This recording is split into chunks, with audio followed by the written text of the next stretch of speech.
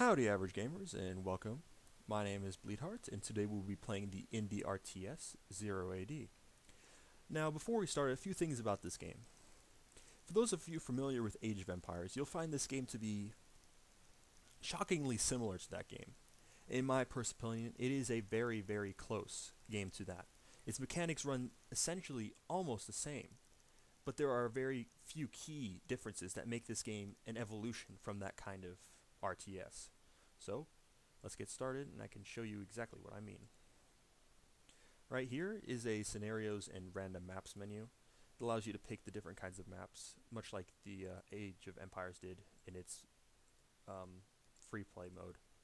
So, what we have here is the main difference between Age of Empires and this game, which I personally enjoy quite a bit, is first off, you don't have modern medieval civilizations. You have ancient civilizations, the ones that existed at 0 AD, like the name suggests.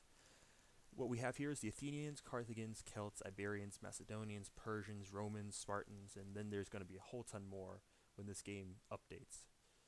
So let's just start off here as Celts, make these Athenians. I don't want to play Iberians. These guys are tough as balls. Actually, let's go ahead and close 2 slots. Just so that just so I can show you the functions of this game without having too much interruption. Alright, let's make it a normal size map and start game. Alright, so about this game is, like I said, really close to Age of Empires, but the key difference is that it tries to make its own name. It tries to build off those ancient civilizations. And what I like most about it is that it tries its hardest to be original and free, for that matter. This game is actually free, and you can find it on IndieDB, and I'll link you the page down in the description for you to play for yourself. Now, what I plan to do in this game is to do the same thing I did with Sins of the Solar Empire. Do 3 episodes showing you the basics a bit more in depth, and then finishing off my opponent in the 3rd episode. And then possibly have a few bonus episodes where I show you some of the interesting terrains that this game has to offer. And I mean, it has quite a few interesting terrains. Deep breath. Anyway, so this loading screen is going to take a while, so I'm going to quickly break it so you don't have to sit. Welcome back, average gamers. That loading screen takes a while, so I just went ahead and skipped it ahead. Alright, so looking at the basic start out here, you can see already a bit of resemblance to Age of Empires. You have the different units surrounding your town center, which in this case is a Xer. You have your scout, you have some soldiers, and you have your women. Now, the key difference between the resource gathering in this game is that your soldiers are resource gatherers. These men can go grab resources. So we're going to take these 4 soldiers here. We're going to grab some wood. As you can see, they start chopping the wood. Now, you also have these females over here, the village females. If you were to put them alongside these guys, they will increase production done by the people here.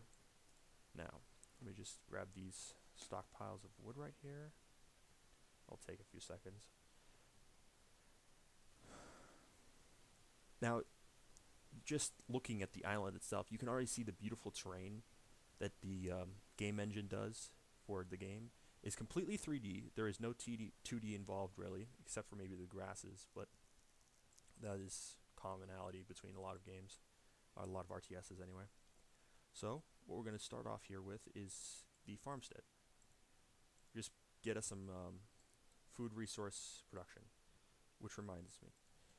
There are 4 resources like there are in Age of Empires, and I'm going to be drawing upon Age of Empires a lot because, well, this game is quite a bit of pretty much its child. What we have here is food, wood, stone, and iron. These resources are used to build units, structures, and ships. And I'll go a bit more in depth with that in a bit, but for right now, we're just going to leave it at that. So right now, I'm just gathering resources, prepping my village. But I need more workers, otherwise I'm going to be behind the other guy. So what we're going to do here is we're going to grab some more soldiers so that they can harvest resources. Let's grab 6. Now this game doesn't take as long as Age of Empires does, but it still takes quite a long while. So we're gonna try and make this pretty fast. Let's go ahead and give you to these guys. Alright. So what I like doing is I like putting 5 soldiers and 2 women on each resource gathering position. Like right up here you have your metal and your stone, and I'll do the same with those guys in a bit when I start needing those resources. So this guy's finishing off the farmstead right now. Getting a few more soldiers so I can get more food gathered. And I'm going to build one more. Oh, can't. Need more food. Yeah. So the farmstead's finished, and so have the soldiers. So I'm going to get these guys over here, and we're going to start gathering.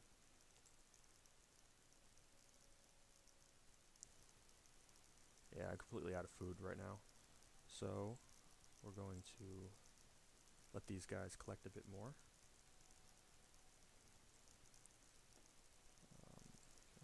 Nope, need 30 more. And as I said before, this game takes a bit, like most RTSs do. And, well, we're just going to sit here and watch. At least the game makes sure that it's a beautiful thing you have to watch. Gotta give them credit for that. So we're getting a bit more food in here. I'll be able to start building things.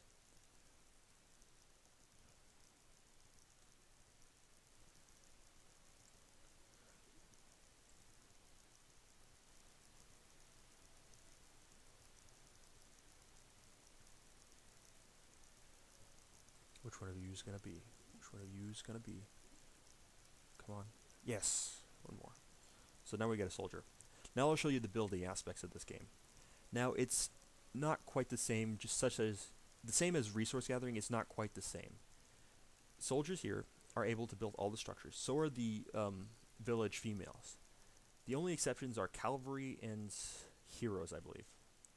And mercenaries. Mercenaries are something I'll show you in the 3rd episode, because those I don't get those until I get the higher leveled champion structures. So we're just going to go ahead and start building houses to support a growing population. And we're going to need to wait for some more food so we can get some skirmishers to gather things over there. Alright.